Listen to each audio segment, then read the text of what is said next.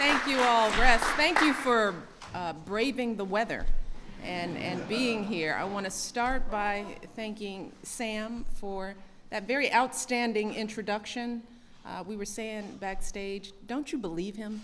You know, good kid, great speaker, and thank you for your commitment and for being such a great role model. And also to Joanne for the terrific work that you're doing to help kids lead healthier lives. I know the work isn't easy, but it takes parents like you being engaged. So we are so proud of you and your entire family.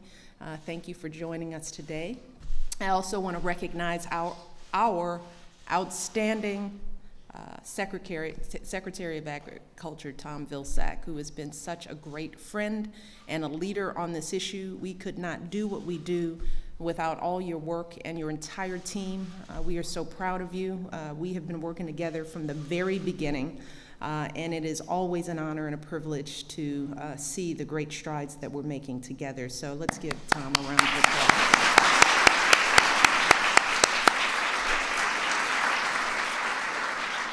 And of course, most of all, I want to thank all of you, the advocates, the educators, the leaders who've been with us from the very beginning of this journey.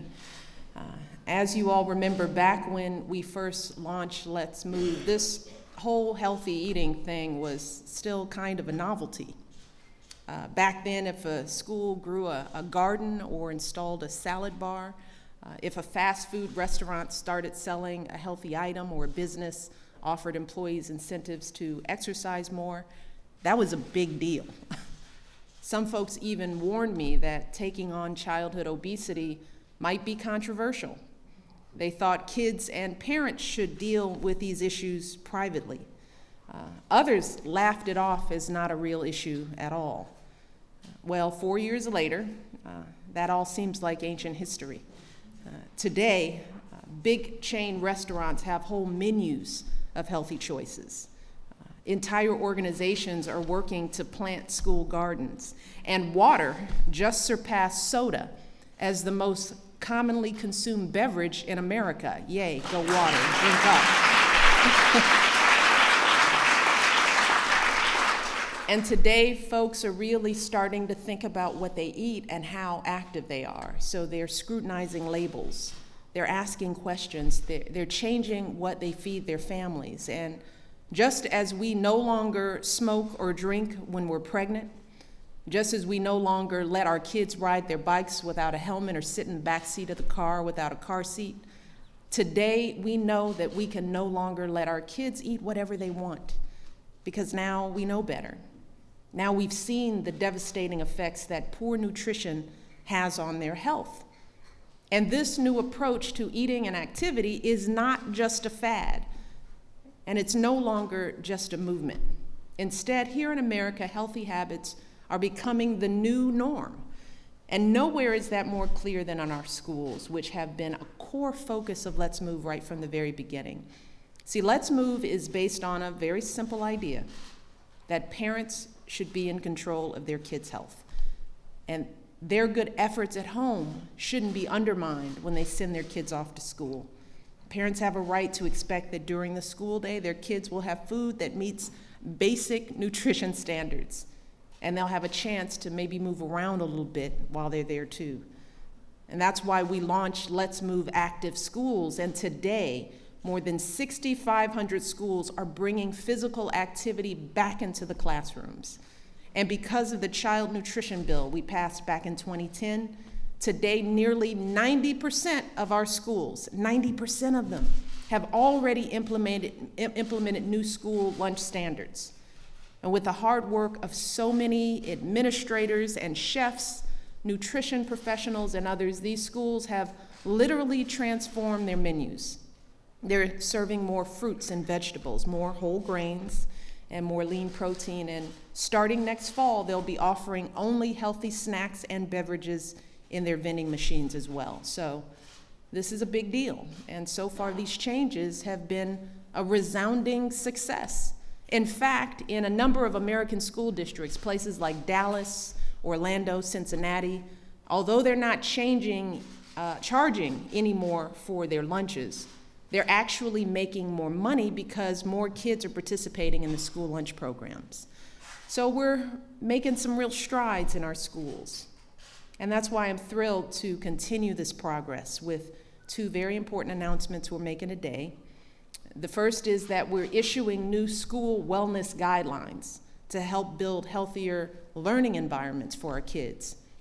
And as part of this effort, we'll be eliminating advertisements for unhealthy food and beverages in our schools.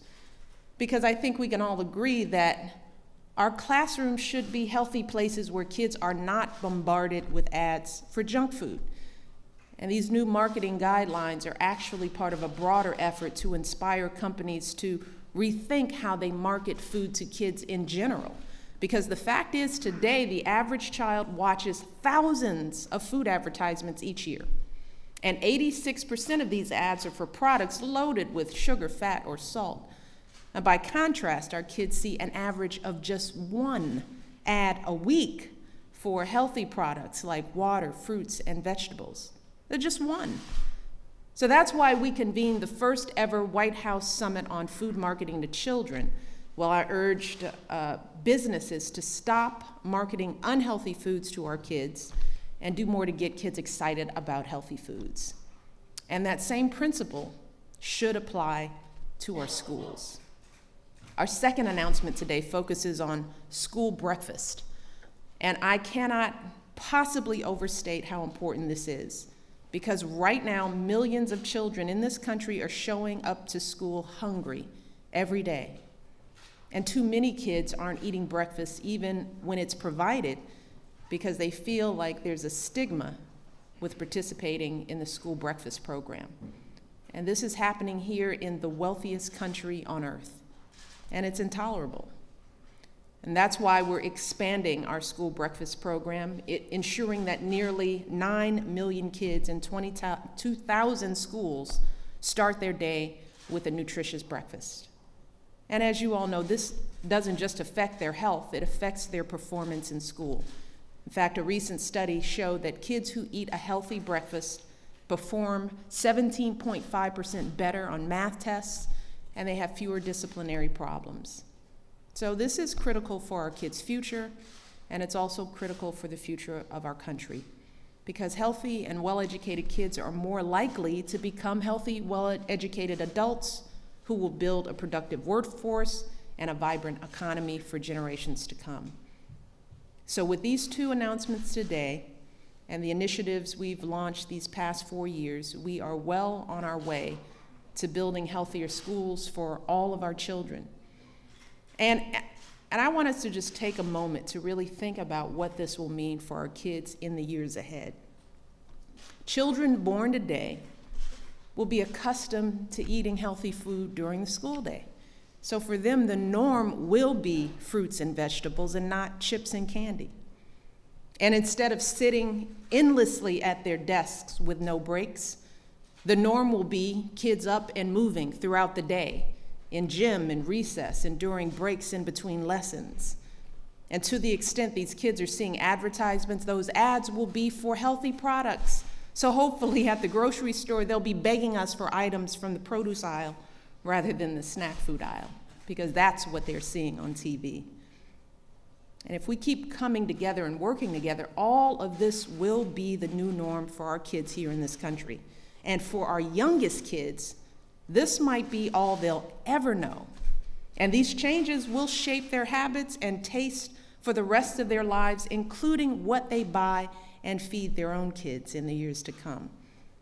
So if there is anyone out there who is thinking to themselves, well, in a few years, this lady will be gone, and this let's move thing will finally be over, so we can go back to business as usual.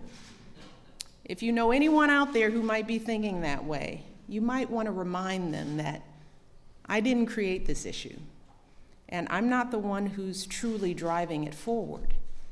All of you are. And that's really my message to all of you today. Keep on doing what you're doing, because with every healthy choice you make in the grocery store or at a restaurant, you're making a statement about the food you want for your kids. And while your kids might grumble at first when you serve them this food, you know that if you stand firm, they'll adjust. That's our job as parents, to hold steady through the whining. We do it all the time. No child wants to brush their teeth or go to the doctor for shots, but we make them do these things anyway because these are the norms for keeping our kids healthy. And healthy eating and physical activity are really no different.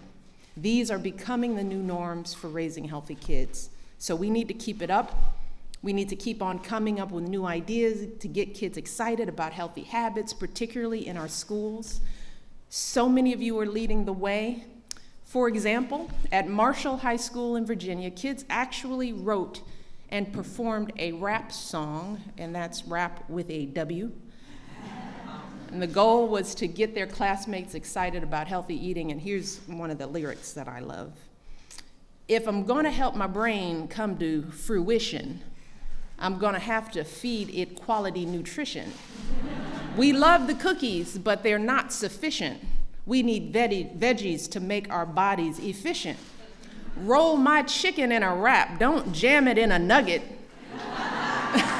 Get hyped for healthy snacks, fresh food, we love it. Pretty good. Holla.